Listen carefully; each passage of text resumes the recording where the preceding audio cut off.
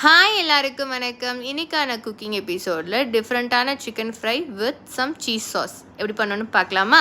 அதுக்கு வந்து நான் போன்லெஸ் சிக்கன் எடுத்திருக்கேன், நல்லா வாஷ் பண்ணி.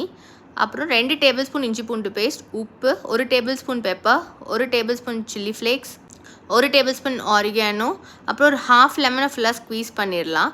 1/2 table spoon chilli powder, 1/2 table spoon Kashmiri மிளகாத்தூள். இது எல்லாத்தையும் போட்டு நல்லா பெரட்டிடுங்க. ஒரு 30 மினிட்ஸ் தனியாக ஊற வச்சுருங்க. அப்புறம் இன்னொரு பிளேட்டில் மைதா, 2 table spoon cornflour, oregano, chilli flakes, உப்பு இதெல்லாம் போட்டு நல்லா மிக்ஸ் பண்ணிடுங்க. இது எல்லாமே நல்லா மர்ஜ் ஆகணும் உப்பு போட்டனால. நல்லா பெரட்டிட்டு இதில் ஹாஃப் டேபிள் ஸ்பூன் இஞ்சி பூண்டு பேஸ்ட் போட்டு தண்ணி ஊற்றி நல்லா பஜ்ஜி மாவு கன்சிஸ்டன்சிக்கு இந்த அளவுக்கு நல்லா பெரட்டி எடுத்துருங்க. இது வந்து நமக்கு கோட்டிங்காக இருக்கிறனால ஓரளவுக்கு திக்காக இருக்கணும் நல்லா. இப்போது ஆயில் வந்து டீப் ஃப்ரை பண்ண ரெடி பண்ணிவிட்டேன். சிக்கனை வந்து அந்த மிக்சரில் இந்த மாதிரி போட்டு நல்லா கோட் பண்ணிவிட்டு நம்ம டீப் ஃப்ரை பண்ணி எடுத்துடலாம். ஒரு சைடு 5 to 6 மினிட்ஸ் நல்லா குக் பண்ணிவிட்டு பெரட்டி போட்டு இன்னொரு சைடும் 5 to 6 மினிட்ஸ் நல்லா குக் பண்ணிடுங்க.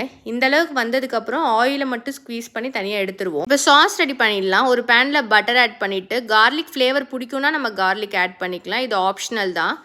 கார்லிக் வெந்தோடனே 2 டேபிள் ஸ்பூன் மைதா போட்டு நல்லா மிக்ஸ் பண்ணிடுங்க.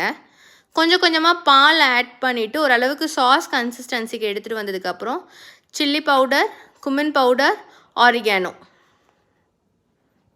இதெல்லாம் போட்டு நல்லா மிக்ஸ் பண்ணிடுங்க.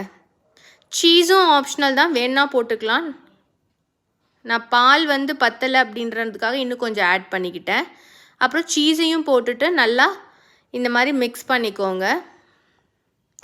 இது கொஞ்ச நேரம் நல்லா குக் ஆகிட்டதுக்கப்புறம் நமக்கு சாஸ் ரெடி ஆகிடும்.